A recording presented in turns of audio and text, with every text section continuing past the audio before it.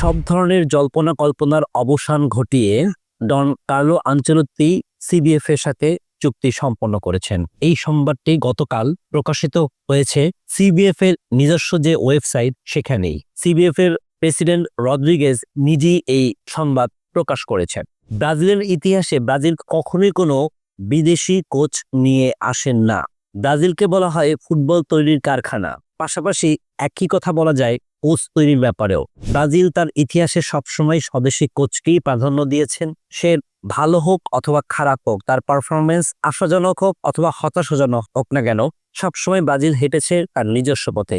ইতিহাসের সকল সেই হিসাব নিকাশকে উল্টে দিয়ে এই প্রথম ব্রাজিল একজন ইউরোপিয়ান কোচ নিয়ে আসলেন। আপনারা জানেন কার্লো আনচেলত্তি একজন ইটালিয়ান। তিনি আর্সেনাল এবং রিয়াল মাদ্রিদের হয়ে 4টি ইউএফএ চ্যাম্পিয়ন্স লিগ সহ অসংখ্য পুরস্কার বা ট্রফি এনে দিয়েছেন উভয় ক্লাবকে। কিন্তু ব্রাজিল দল তাকে পেতে মরিয়া ছিল প্রায় গত 1.5 বছর যাবৎ। আপনারা জানেন ব্রাজিলের ফুটবল এখন যাচ্ছেতাই অবস্থা।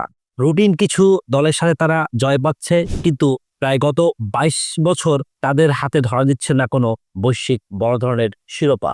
ব্রাজিলের চিরপ্রতিদ্বন্দ্বী আর্জেন্টিনা যেখানে গত 5-6 বছরে বড় বড় 4টি বড় শিরোপা জিতেছে, সেখানে ব্রাজিল দলের অর্জন একেবারে শূন্য। সেখান থেকেই ব্রাজিল চাইতেছিল একজন ভিন্ন মাত্রার কোচকে।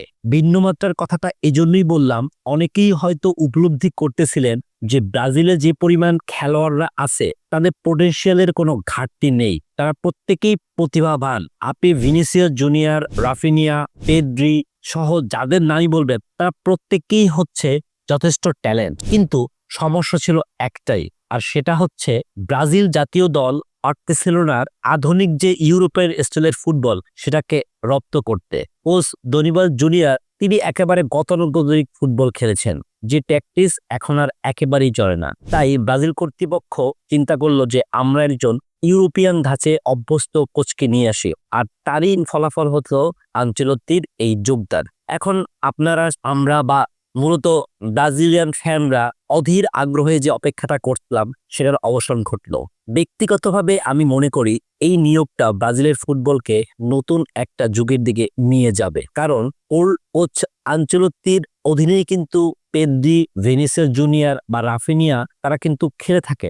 সো আবার শোনা যাচ্ছে নেইমারকেই আগে থেকেই আনচেলত্তিকে তাদের দলের কোচ হিসেবে চেয়েছিলেন। অতএব 2026 সাল পর্যন্ত যে চুক্তি আনচেলত্তির সাথে সিবিএফ করেছে সেটা আমার কাছে মনে হচ্ছে যে ভালো কিছুই বয়ে নিয়ে আসবে। সেলেসাও ভক্তরা এখন তাই একটু চিলমুড়ে আসতেই পারেন। আপনাদের প্রথম চাওয়া আনচেলত্তি এখন ব্রাজিলের ডাগআউট সামলাবেন 2026-এর বিশ্বকাপ পর্যন্ত।